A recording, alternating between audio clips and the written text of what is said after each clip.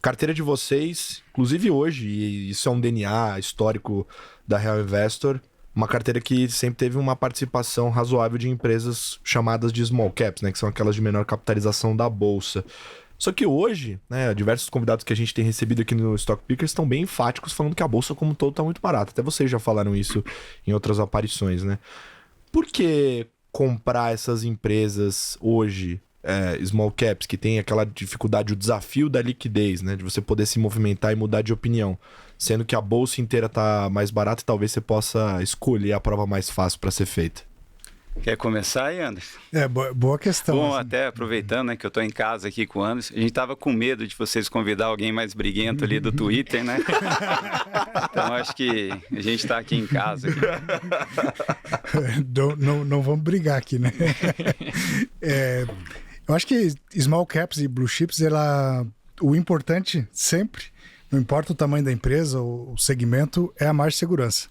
Então, tem determinados momentos que as blue chips estão mais baratas e tem determinados momentos que as small caps estão bem mais baratas. No passado mais longínquo, até antes de escrever o livro, as small caps tinham metade do múltiplo das blue chips. Assim, o prêmio de liquidez era bem alto no mercado e com o tempo, e principalmente depois do advento da rede social, algumas small caps passaram a ter múltiplos mais caros que blue chips. Isso principalmente 2001, 2020, 2021, a gente teve isso mais recentemente, né?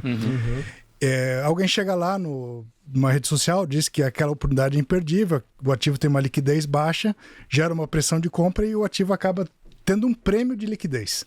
No passado, isso não é comum. Se você fala que um ativo é muito bom e tem uma liquidez de 200 milhões, não vai fazer preço.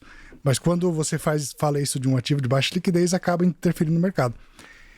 Então, num primeiro momento, entre 2020 e 2021, a gente acabou vendo mais oportunidades nas blue chips, porque, por exemplo, no setor de commodities, tinha blue chips que negociava 3 vezes EV/EBITDA, que é o valor de mercado mais dívidas dividido pelo lucro operacional, em grosso modo, e small caps negociando a 5, 6 vezes EV/EBITDA. Não faz muito sentido, né? Eu acho que o correto é o contrário. Mas passou o tempo, assim, e hoje a gente vive um momento diferente. A Bolsa está tendo muito resgate de institucionais, pessoa física também, muita gente migrando para renda fixa. E este é o principal momento para se investir. As empresas estão indo muito bem e há um fluxo de saída. O problema não são as empresas. As empresas estão tendo vários lucros recordes. Inclusive, quando a gente fala da nossa carteira, 70% mais ou menos bateu o recorde de resultado no último trimestre. Então, que blue chip ou small caps tem muito relação com o momento. Eu acho que o momento atual, a gente ainda tem uma carteira sempre equilibrada, né? Mas aos poucos a gente vai migrando para algumas small caps que estão sendo espancadas pelo mercado. Com calma, né? Porque a gente tem um período ainda de eleição pela frente, um período de instabilidade, um período que o mercado acaba ficando um pouco mais nervoso e a liquidez faz um preço maior, né? Só que esse exagero vai fazendo com que vale a pena cada vez mais montar esses ativos e para poder, daí no momento da retomada do mercado, elas também podem subir mais rápido, principalmente, novamente, pelo fator liquidez. Então, apesar de ter escrito o livro sobre small caps e gostar muito, inclusive na Real Invest, historicamente a gente investiu, a gente é bem racional, assim, né? Não é simplesmente o tamanho da empresa, a gente considera liquidez, quanto que a gente pode ter daquele ativo no portfólio, como é que a gente vai poder realizar o lucro, se for o caso, ou até o prejuízo, né? Que a gente pode sair sem ser um desastre para a nossa cota ali, né? Enfim, eu acho que esses são os principais aspectos. O Anderson está em crise de identidade, né? A gestora cresceu, né? Está com 1 bilhão e 600 e 3 bilhões sob gestão no total, né? Então até mudar o apelido lá, o nickname para o Anderson Blue Chips. Mas, sendo bem sincero, a gente nem olha essa questão de classificação, né? A gente investe em empresas, logicamente tem que ter um mínimo de liquidez que a gente consiga montar uma posição em alguns dias ou semanas sem influenciar muito o preço e que a gente consiga mudar de ideia caso a gente esteja errado, né?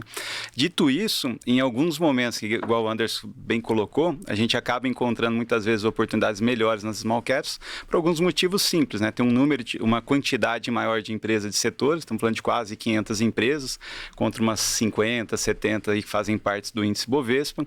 Tem muita gente que não acompanha, né, as small caps, então não tem ninguém cobrindo, visitando, ligando. Lógico que a internet diminuiu um pouquinho essa simetria, né? Então, vira e mexe, você tem acesso a uma live com uma empresa pequena.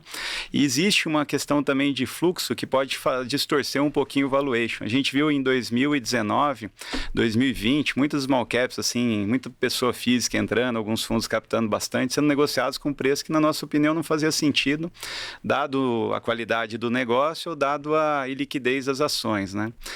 E já num momento como o atual, que a gente vê muito vendedor forçado, fundos tendo resgates, então tem que vender aquelas empresas que eles compraram no IPO em momentos assim muito mais caros que o atual.